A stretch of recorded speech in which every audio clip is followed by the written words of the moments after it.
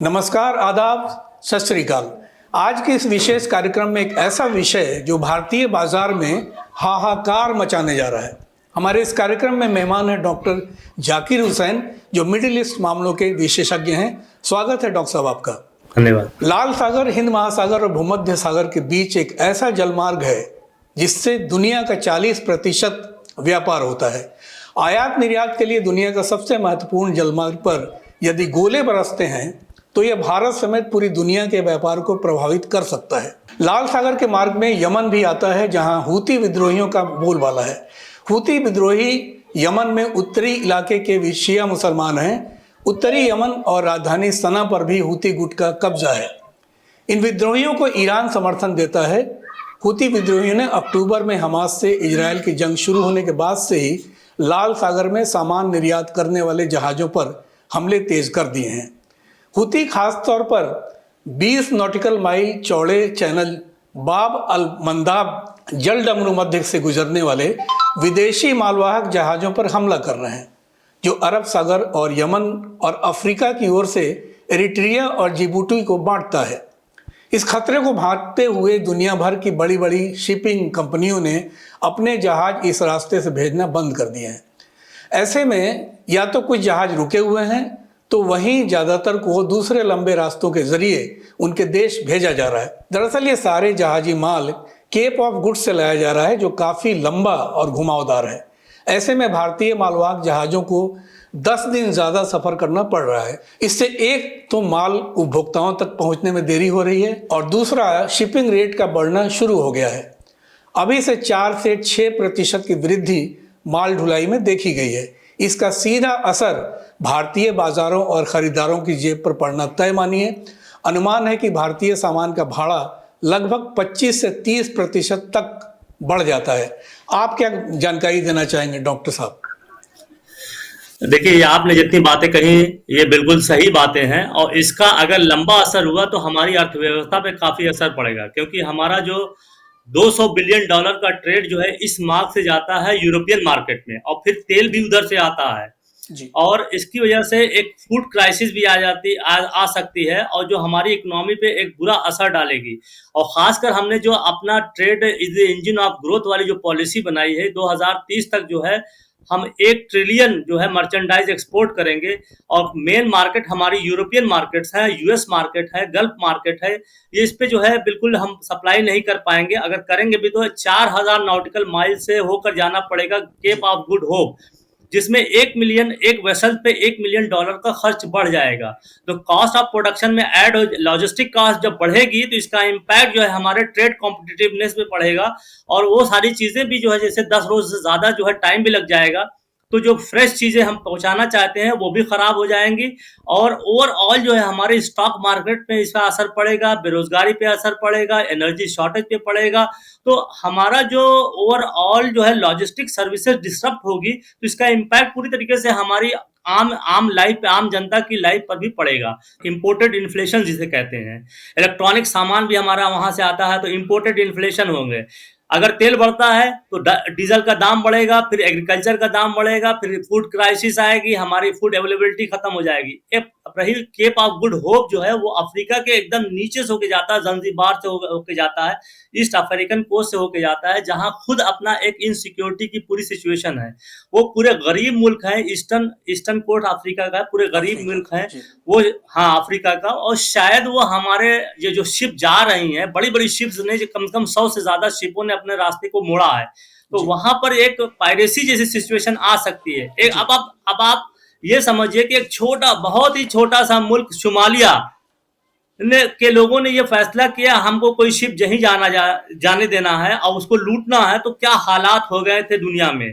पूरे दुनिया की 19 से 20 नेवी वहां पे प्रेजेंट थी, फिर भी कंट्रोल नहीं कर पाई। तो एक बहुत ही भयावह सिचुएशन आ रही है ऐसी स्थिति में, जब वर्ल्ड जो है इकोनॉमिक कोरोना से की मार से उभरने की कोशिश कर रही थी।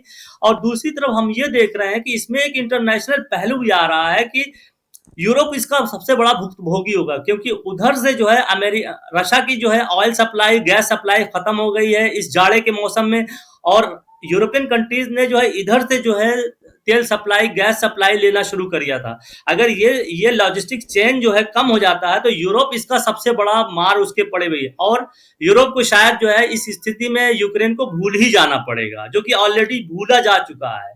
तो ये हुतीज ने बड़ी कामयाबी से जो है अपने ऑपरेशन को गाजा से लिंक किया है, और उनका ये कहना है कि ये तो यहाँ से बहुत सी ऐसे शिप्स हैं जो ऐसे कैसे सामान ले जाते हैं जो गाजा के ब्लॉकेट के लिए खतरा है, और इसी के बेसिस पे वो कर रहे हैं। अमेरिका ने तो एक पहलू लिया है कि हाँ जी, एक सवाल इसमें बीच में इंटरप्ट कर रहा हूँ।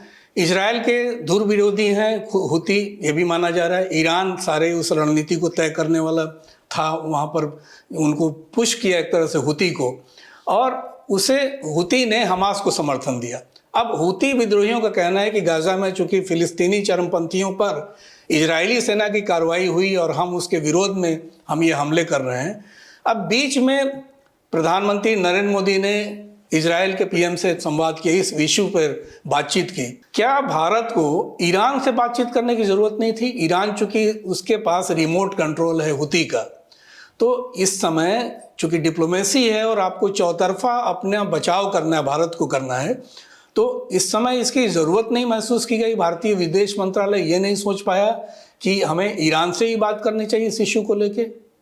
जी डॉक्टर जाकिर हुसैन, आपकी बात बिल्कुल सही है। ईरान इसमें एक बहुत बड़ा रोल अदा कर रहा है, न सिर्फ आर्म दे रहा है बल्कि टेक्नोलॉजी भी दे दिया है जी। तो ये सारे ईरान के प्रॉक्सी ग्रुप्स हैं और ईरान से हमारा संवाद होना जरूरी है, नंबर एक। नंबर दो ये है कि जो हुतीज का नेचर है, वो हमारा नेचर जो रिलेशन है ये इस भूमध्य सागर वेस्ट एशिया से, वो अमेरिका से बिल्कुल अलग है। अमेरिका तो वहां पे जाके रूल करता है, ये करता है। हमारा पीपुल टू पीपुल रिलेशन है, लोगों का रिलेशन है। 90 लाख लोग वहां पे काम करते हैं, 205 बिलियन डॉलर का हम ट्रेड कर रहे हैं। 80% 61% एनर्जी हमारी वेस्ट एशिया से आती है, जिसमें यहाँ मेजर है इराक है, सऊदी अरबिया है, कतर है। ये सब बड़े हमारे एनर्जी सप्लायर हैं। कतर से हमारी 40% से ऊपर एलएनजी आती है। तो अगर हम ईरान से बात नहीं करते हैं और वहाँ के लोगों से बात नहीं करते हैं, वहाँ के जो एक क्लैरिफिकेशन नहीं देते हैं कि हमारी जो भूमिका इस रीजन में है वो नहीं है जो अमेरिका की है, तो शायद बात बिगड़ जाएगी। इसके लिए हमें जो है एक प्रोएक्टिव पॉलिसी करके ईरान को इंगेज करके अपनी पोजीशन को क्लैरिफाई करना है, और न कि हम अमेरिका के जो षड्यंत्र कहिए, जो भी प्लान कहिए कि हमको इसमें इन्वॉल्व करके और एक युद्ध का एक भागीदार बना देना है और फिर सफर करते रहना है, ये हमारे लिए बड़ा खराब की बात हो। अब एक सबसे बड़ी बात ये लगता है डॉक्टर जाकिर हुसैन कि जिस तरह से भारत को कोशिश और पुश किया जा रहा है, मुझे लगता है डिप्लोमेसी का एक तरीका ये, भारत अब तक बचता रहा है मिडिल ईस्ट के अंदरूनी मामलों में, जो लड़ाइयाँ चल रही थी गाजा में या दूसरी जगहों पर, उससे बचने की चेष्टा भारत ने लगातार की है। अपनी डिप्लोमेसी को उससे बचाए रखने की और तटस्थ बनने की चेष्टा भी भारत ने की है।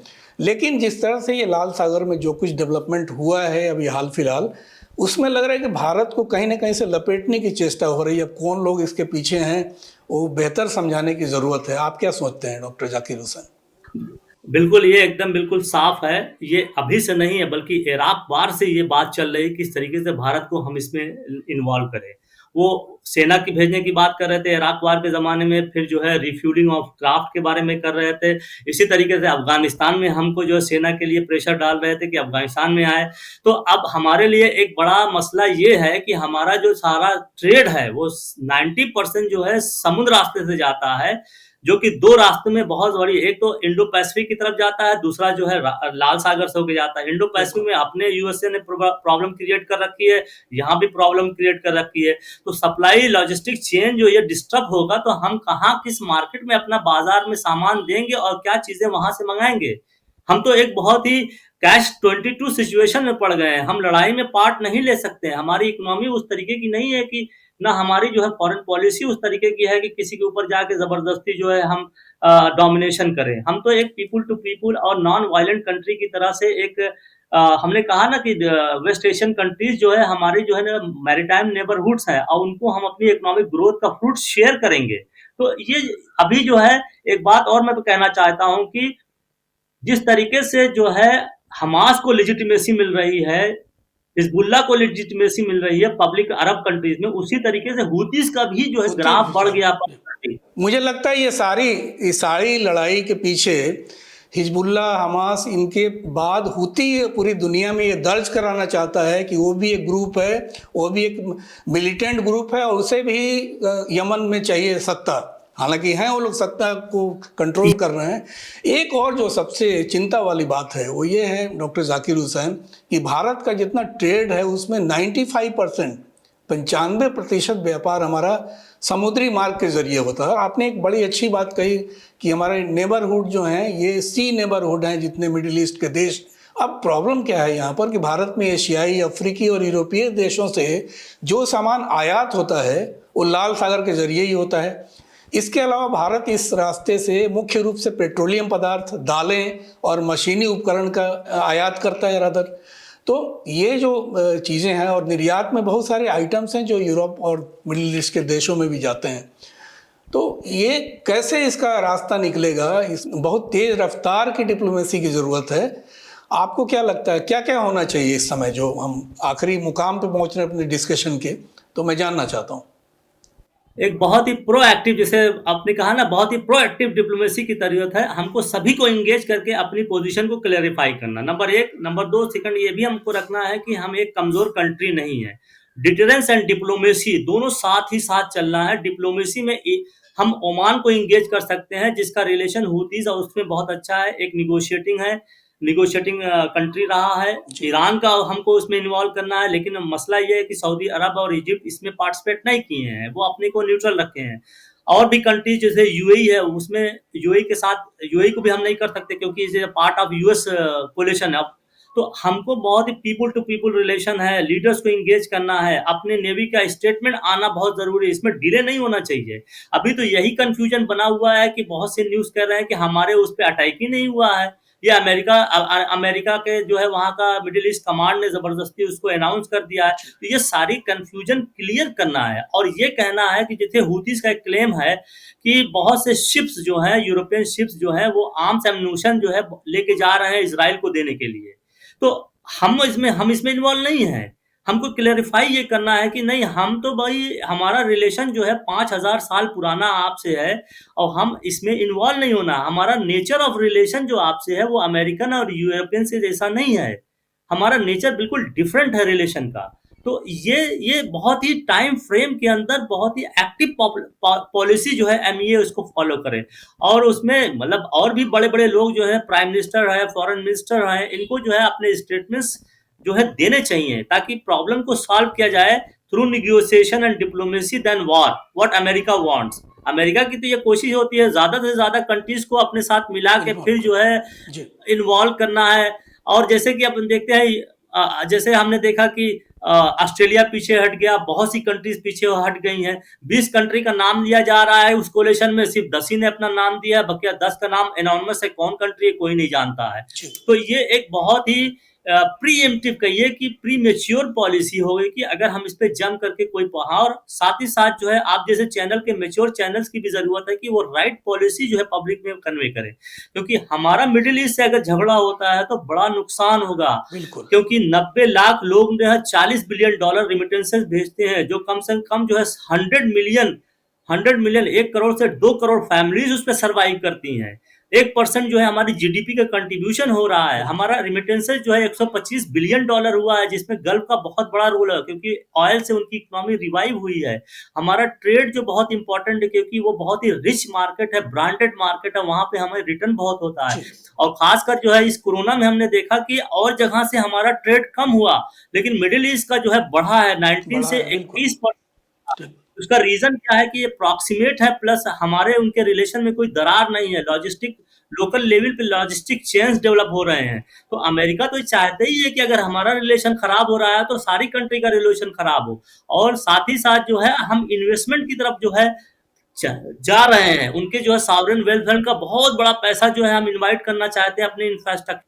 ये सारा कुछ डॉक्टर जाकिर हुसैन, बाब अल मंदेव में जो डिस्टर्बेंस हुआ है उसकी वजह से बाधा पैदा हो गई है, ये तो मान के चलना चाहिए। आपने बहुत गंभीरता से, बहुत संजीदगी से हर चीज़, हर पहलू पे इतने कम समय में बहुत कुछ बताया हमारे दर्शकों को। आपका बहुत बहुत शुक्रिया, बहुत धन्यवाद इस चर्चा में आने के लिए। तो आपने सुना जिस तरह के बहुत गंभीर मसला बाब अल मंदेब में शुरू हुआ है पिछले 1-2 हफ्ते से, जिसमें भारत पर सीधा भारत की इकोनॉमी पे, उसकी अर्थव्यवस्था पर पढ़ने जा रहा है। TV6 न्यूज़ नेटवर्क का ये कार्यक्रम, ये विशेष चर्चा आपको कितना पसंद आया, अपनी प्रतिक्रिया देना ना भूलेंगे और साथ साथ हमें लाइक करें, सब्सक्राइब करें। आपका बहुत बहुत आभार, धन्यवाद।